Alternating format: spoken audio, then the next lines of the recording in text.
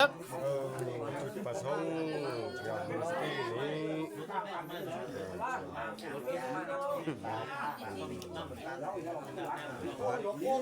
เด็กคุยแห้ต่างช่วงที่คือทีมก้อนอ้อตายแห้มันที่น้องเราก็เราตั้งสอบคือเราว่าหลังจากมาหลังเล็กมันต้องจะอิงเพื่อหิ้วหนังทางย่องนะเจ้าอาศัยจุ่มสรุปลาวหน่อยเมื่อจะแย่งเจ้าจุ่มมาว่าจะ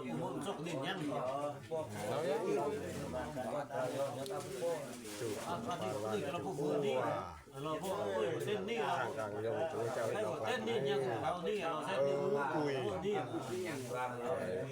พัดเปิดสมาชิกสมาจังกันลงเป็นลืมน้องพี่แต่กับพี่น้องเนาะเพื่อนตะกี้อยากบอกว่าแกมอบคามส่งมือส่งตะกี้เป็นอุ่นรถโอ้ซุยน้องเรื่องงานโอ้เพื่อจะไปทักส่งหัดรถ